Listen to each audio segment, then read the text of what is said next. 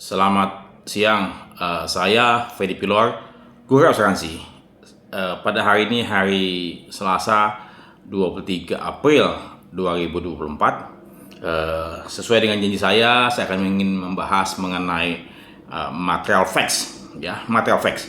Apa yang Anda pahami tentang material facts? Ya, mungkin teman-teman semua yang sudah memiliki gelar ahli asuransi ataupun sudah punya gelar lain-lain yang pokoknya yang menyebutkan Anda seorang expert di bidang perasuransian, mungkin akan menjawab begini, ya.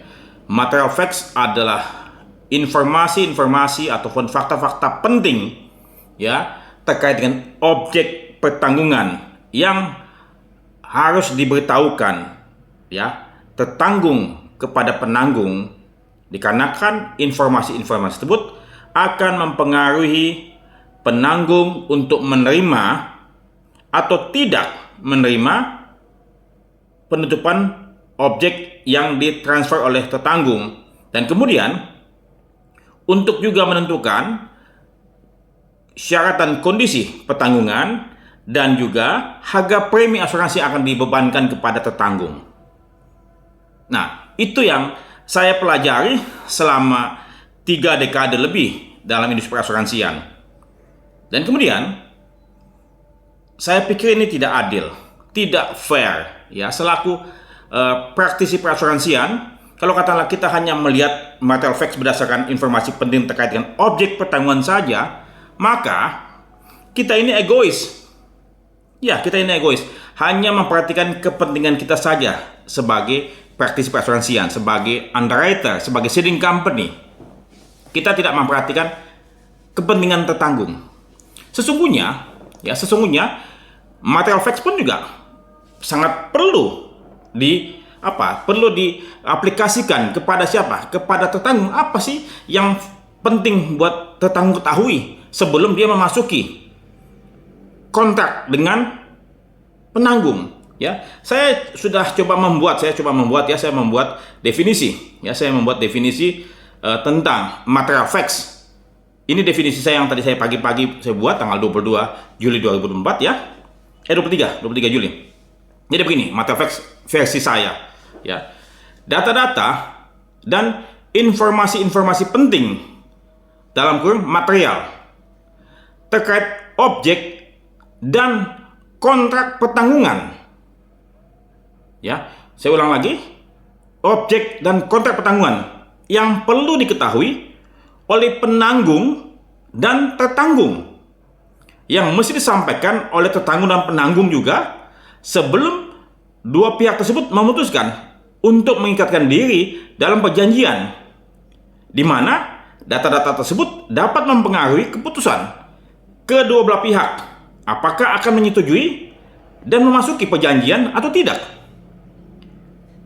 Dikarenakan sebagian besar tertanggung adalah pihak awam, sementara itu penanggung adalah orang yang memahami kondisi dan persyaratan pertanggungan, maka penanggung diwajibkan untuk membuka segala informasi dan menjelaskannya secara gamblang informasi apa saja yang perlu diketahuinya, dengan menuntun tertanggung menjelaskan apa yang perlu dipaparkan tertanggung kepada penanggung, serta menyampaikan konsekuensi bila mana tertanggung keliru mengungkapkan data-data tersebut.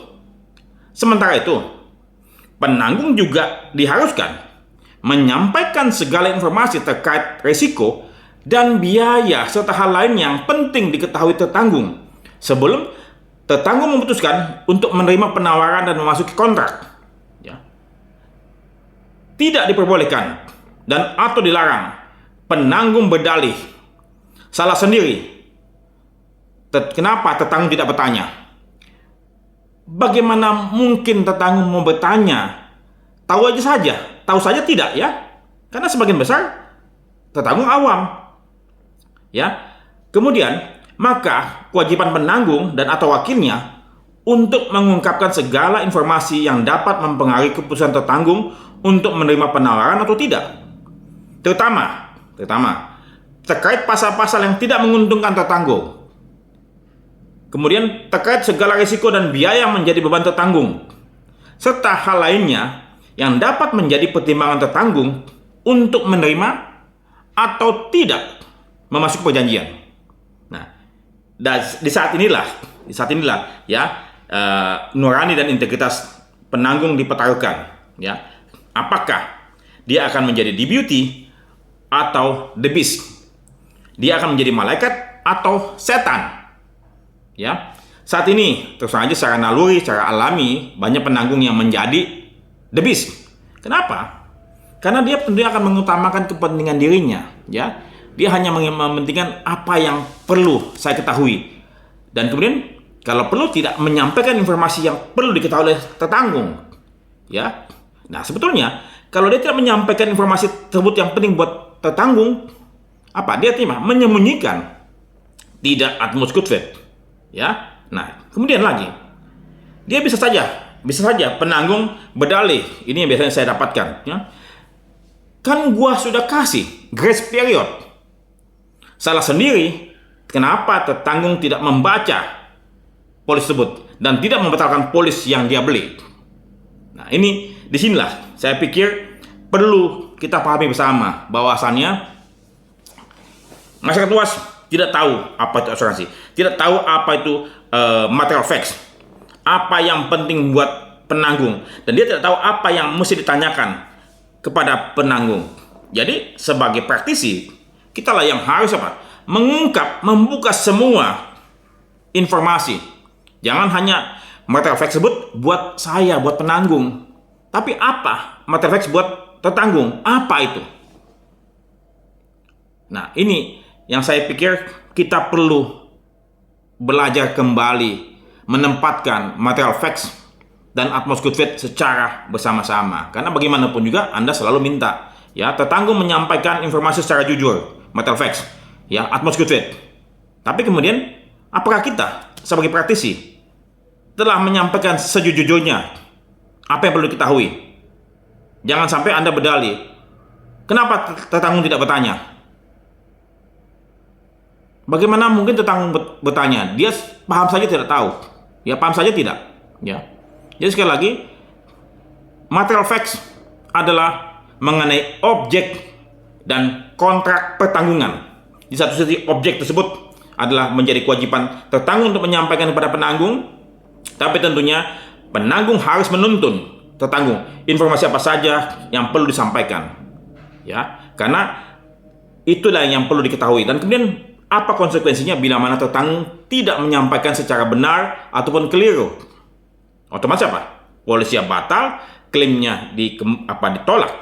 Tentunya kalau katakanlah tertanggung tahu konsekuensi ya informasi yang keliru bahwa polis batal demi hukum sejak awal dan klaim ditolak, saya percaya tertanggung tidak akan memasuki polis ataupun kontrak tersebut.